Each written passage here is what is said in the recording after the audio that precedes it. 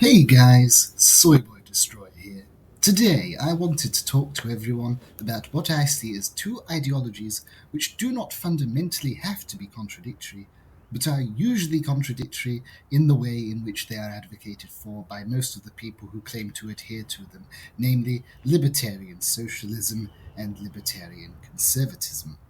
Before we begin, we need to clarify some terms here. Socialism is typically defined by those who advocate for it as collective ownership of the means of production. Conservatism is typically defined as support for traditional values and opposition to social progress. Because of this, neither of these ideologies are inherently opposed to libertarianism, which supports the maximization of human freedom. However, freedom means the freedom to do things which one is opposed to. So whenever I hear someone calling themselves a libertarian socialist or libertarian conservative, I always have this to ask. In your ideal society, would people be allowed to act in ways which you would be personally opposed to? A consistent libertarian socialist would concede that private ownership would still have to be allowed in their system even if they are personally opposed to it.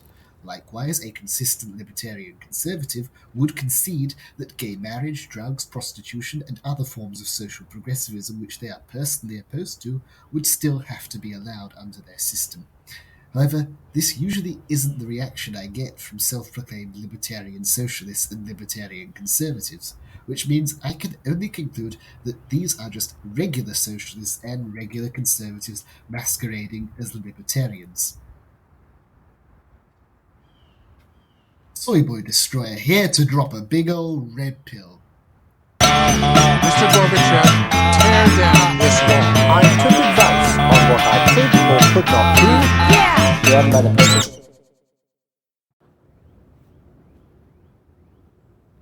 In considering how the term libertarian has been hijacked by imposters on both the left and the right, it is important to consider how the term socialist has often been misunderstood by many on the right, which has led many on the left to counterattack by mocking the notion that socialism is inherently statist. An example of this is Professor Richard D. Wolff. Socialism is when the government does stuff. And it's more socialism the more stuff it does. And if it does a real lot of stuff, it's communism.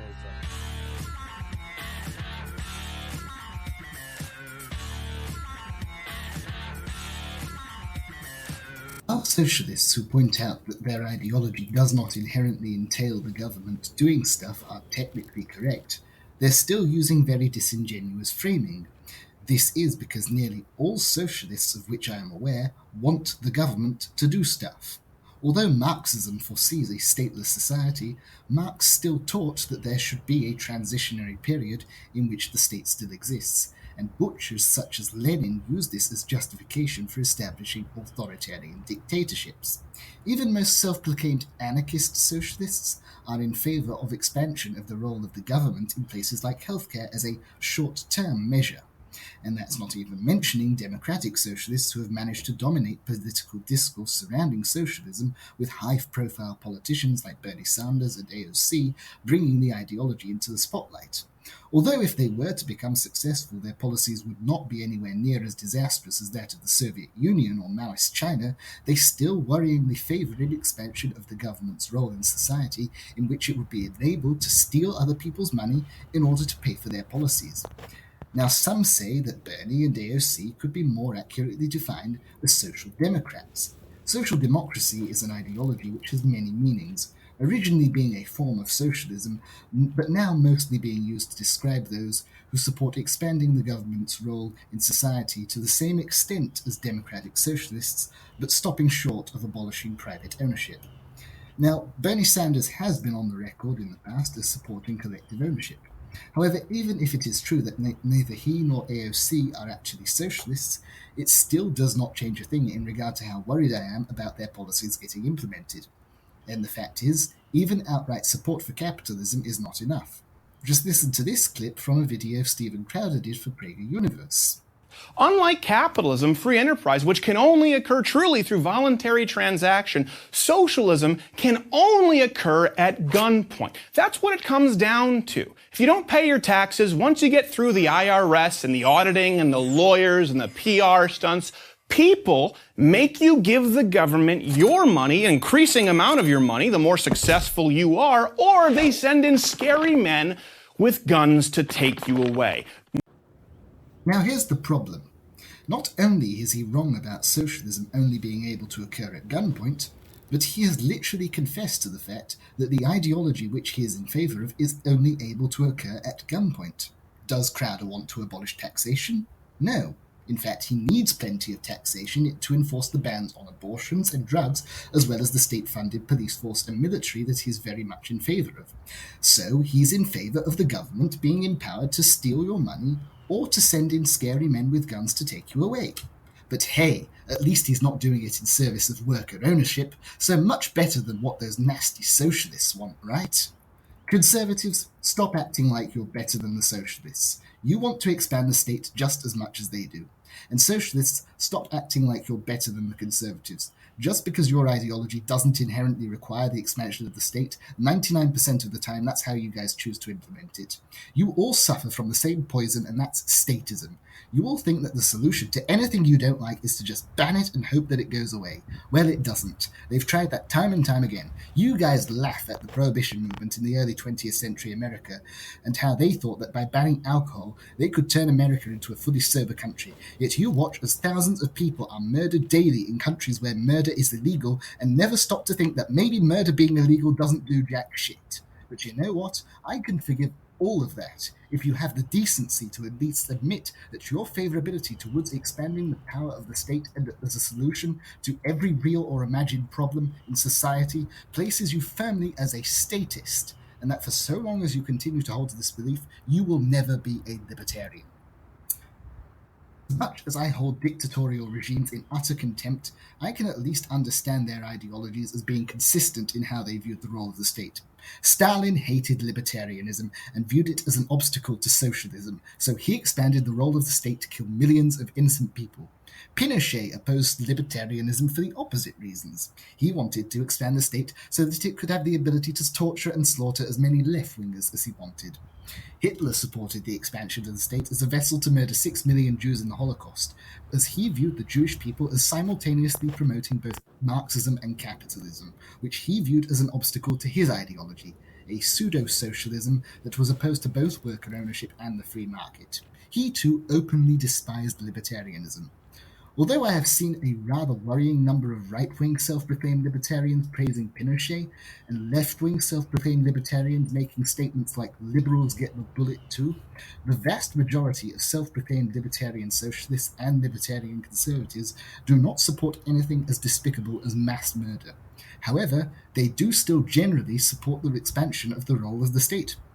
There is not a single libertarian socialist of which I am aware who does not support the state provision of healthcare, education, housing, transport, and broadband, at least in the short term. There is also not a single libertarian conservative of which I am aware who does not support the state having the ability to outlaw gay marriage, abortion, prostitution, drugs, and sometimes even burning the flag of the country in which they live.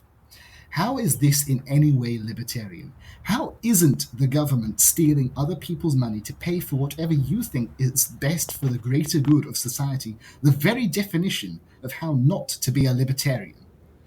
I gotta hand it to Stalin, Hitler, and Pinochet. At least they didn't keep anybody in the dark about their totalitarianism. There's a story I like to bring up on occasion. Once I was walking my cat down the high street. Yes, I walk my cat. He likes being walked. Anyway, I was stopped by a member of one of those really weird New Age religious sects who was offering me some of their leaflets. She asked me, "Do you believe that people can return from the dead?" I said, "Yes, ma'am, but not in the kind of manner you're talking about." She threw her head back and cackled. She asked me, "Who do you think raises the dead?" I answered simply, "God." She then launched into a big rant about how aliens raise the dead with their technology or whatever, real Heaven's Gate stuff. So I just stood there with my cat, who was getting a little bit restless. He was tugging pretty harsh on his leash. But when this strange woman eventually reached the end of her rant, which managed to be both longer and more tedious than the movie Eternals, I finally got round to asking her one simple question.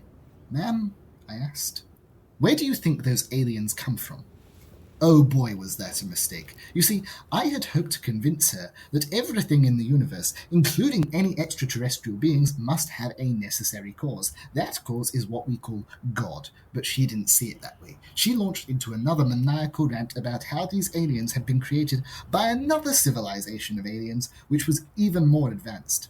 I think this rant would have been even longer than the last one if my cat hadn't gotten just as tired as I was and scratched her. The way she screamed, you would have thought my little black cat had taken her arm off. But it gave him and I the opportunity to make a quick getaway. That was the right move, I recall telling my cat. I should have known what that woman's explanation would have been. Turtles all the way down. You know a friend who believes this? Please re-educate them. Do you even know how lucky you are? Humanity is at one of its brightest points right now, and it's bound to get even bolder and brighter in the future in which you are about to live. Let me tell you something. For many, many years, humans lived in caves. But SPD, I already knew that. Shut the fuck up. No, you didn't. You may have thought that you knew it, but I don't think you've properly considered the ramifications of that fact. The Paleolithic era, the era of the cavemen, extended from 3.3 million years ago to 13,600 years ago. We as a human species lived in caves using stone tools for literally millions of years, and let's not forget, we weren't always around. 66 million years ago, one of the most horrendous extinctions ever occurred, when a catastrophic event wiped out the dinosaurs, a species which had ruled over the planet for 165 million years in order to make way for us. And now consider this, how long it took for humans to manufacture the first stone tools, and how long it took for us to progress from stone to bronze, and contrast that to the time it took for our species to progress from the invention of the first mechanical computer, the Babbage difference engine in 1822, to the computer or tablet or phone or whatever other device that so many previous generations would have considered the stuff of either science fiction or witchcraft, on which you are watching this very video. The Babbage difference engine weighed over 700 pounds and used vacuum tubes. And they weren't even able to watch videos of my great-grandfather destroying soy boys on it. So forgive me for being blown away by how far we've come in the past couple of 100 years alone, and for being excited and optimistic about how far we're going to go in the future. You see, all these talking heads in the media and on social media too want to fill us all up with doom and gloom until we're convinced that Armageddon's impending.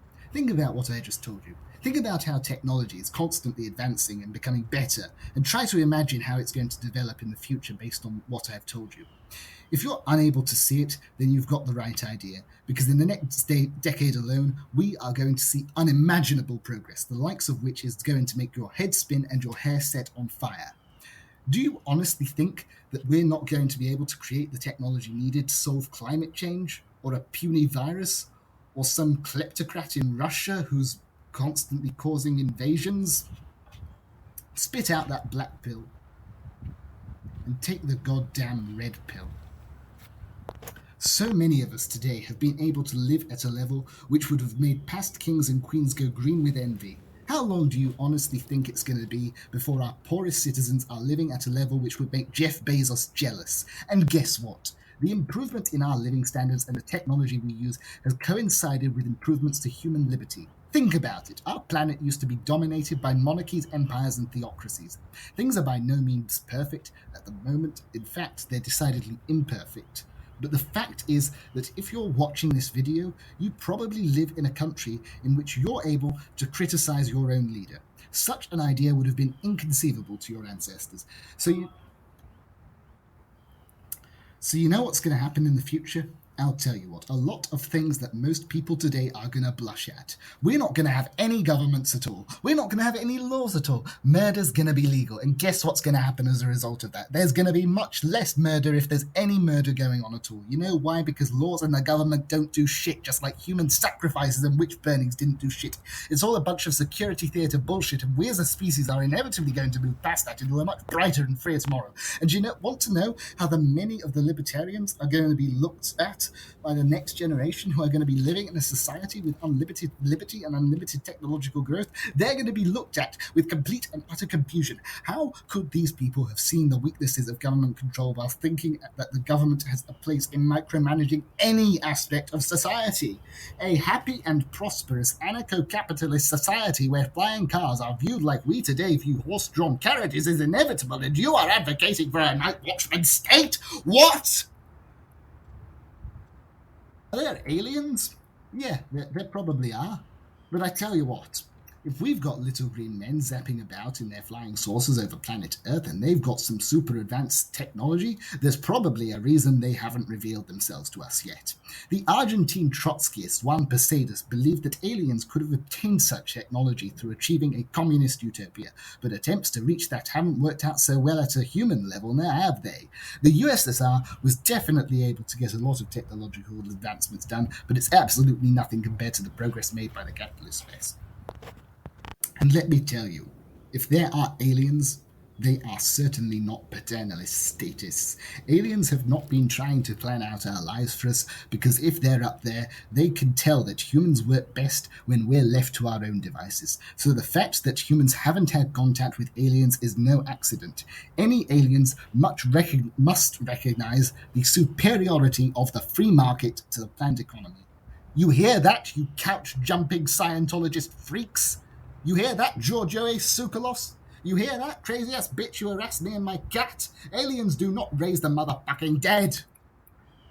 There's no need for a night watchman state, and there's no need for night watchman aliens, because we've already got one night watchman, and he's called God, and he's the only one who can be trusted to be a night watchman, because he's the only one who doesn't have the flaws that humans or non-human mortals have.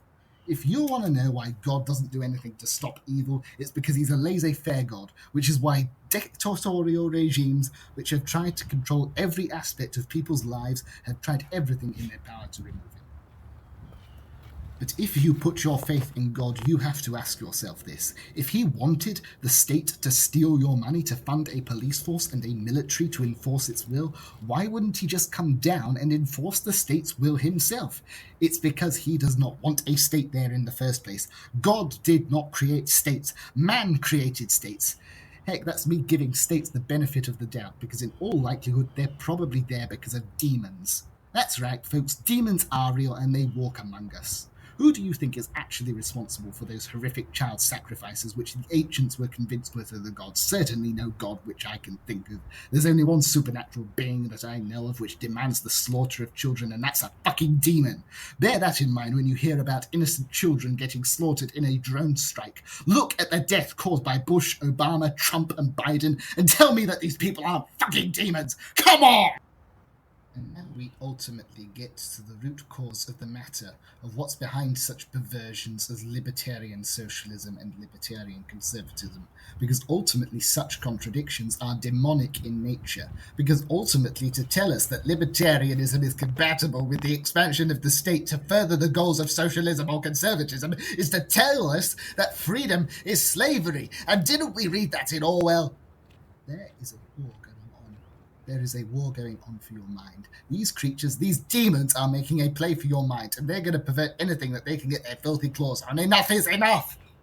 We are in the trenches. We are fighting for our freedom. Our freedom is inevitable. Hold the line. And as always, go destroy a local soy boy for me.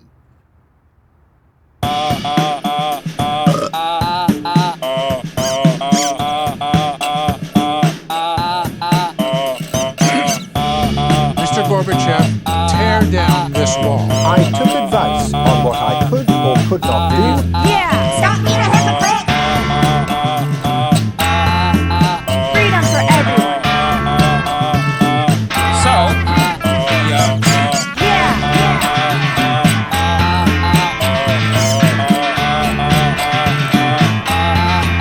Stop inflating. Yeah!